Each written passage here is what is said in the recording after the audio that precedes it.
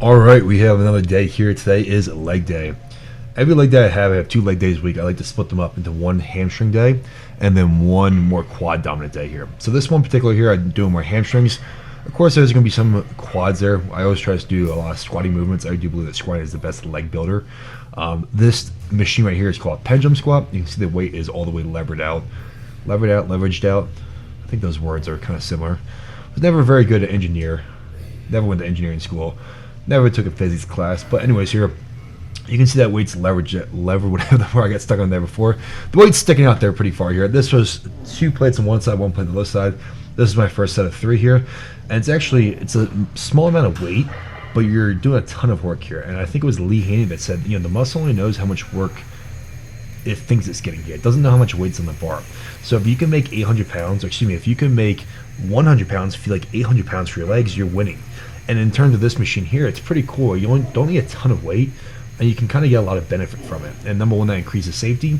You're not trying to squat with 800 pounds or load the leg press up machine with 800 pounds. And it just makes it a little bit easier too. And if you're one of those people that just wants to pile on the weight, well, maybe this machine isn't for you then. Maybe you can stick in the leg press. But anyways, I really do love this machine here.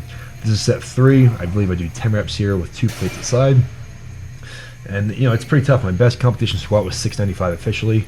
So you can imagine, 695, we got 480 pounds on a total, and I'm struggling with this for 10 reps. And on the hack squat machine, you see to the left, I've done that with 5.5 plates for 15 reps here. So you can kind of get an idea of how much weight it really takes to get a good workout. I'm sorry, this is set 3 for me here.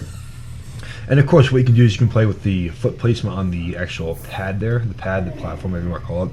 You can also play with your depth and your range of motion here too. I've seen some top bodybuilders just kind of do pulls and squats at the bottom here. And that's a really good way to work it. But always make sure you're going as far as you can down. Of course, not causing any injury, but the most stretched position is where you're going to build the most hypertrophy. So it's always important to make sure you use full range of motion, really get a good stretch nice and deep there.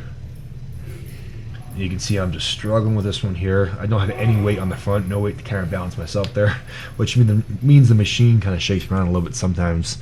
But hey, that's okay. That means that if it's not shaking around, you're not working. Now we got a standing hamstring curl. The hamstrings are always going to be worked a little bit differently standing as opposed to seated.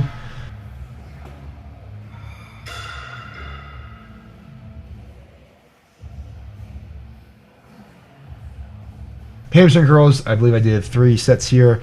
I think I only show 1 set. And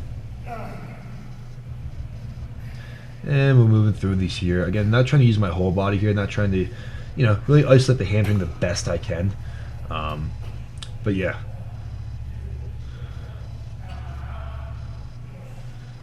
Sometimes you're just moving weight and you realize that you're using probably too much of your body, and that's why I like the mirror right there.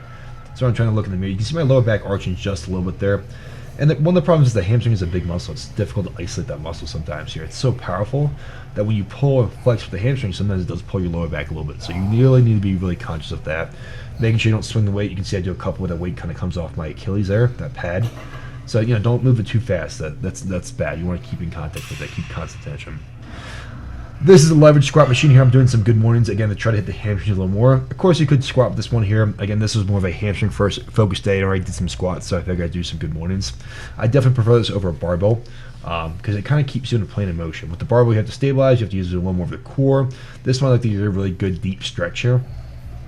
And I believe I do 2 sets here, again, as low as I can to feel the hamstrings. You can also play with your foot angle too. I always find that my normal stance of toes out just a little bit wasn't feeling as much as I pull my toes into like 12 o'clock there. And I think I tapped the lower pants on that one, but all good there. And we're going, we're moving.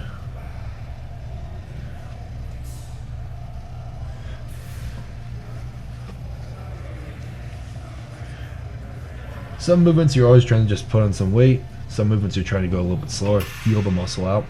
And some movements you're trying to push as far as you can. So moving on here, we got leg press. I think I want to show the 1 set here. Again, leg press is one of those things you can play the foot position. Sometimes I like putting my feet really, really low, so it almost turns into like a pseudo quad extension. Again, this day I'm hitting hamstrings here, so less range of motion here just because of the nature of the movement there. I'm also trying to hit a little bit of adductor too, so my feet aren't really wide there based on the corners of this leg press machine there. Going down as low as I can, that my lower back will let me. You can see my knees are kind of ending up on my ribs there. So, boom. Leg press definitely isn't my favorite, but I do it enough here. And then we're finishing up with some abductor work. I believe I also did some seated curls too on this particular day. I may have done a little more here. Don't neglect your adductor work here. Good girl, bad girls are a great way to build the legs here. I think I went pretty heavy on this machine, on this particular movement here. Again, sometimes you go heavy, sometimes you go light, sometimes you have to kind of find your spot to get to mix it up there. And how many more reps I do here? Maybe 2, 1, just 1 there, and then I have to get out of the machine. There we go. If you guys enjoyed, give me a thumbs up, comment down below, and subscribe. I'll see you guys in the next video, and take it easy, guys. Have a great one.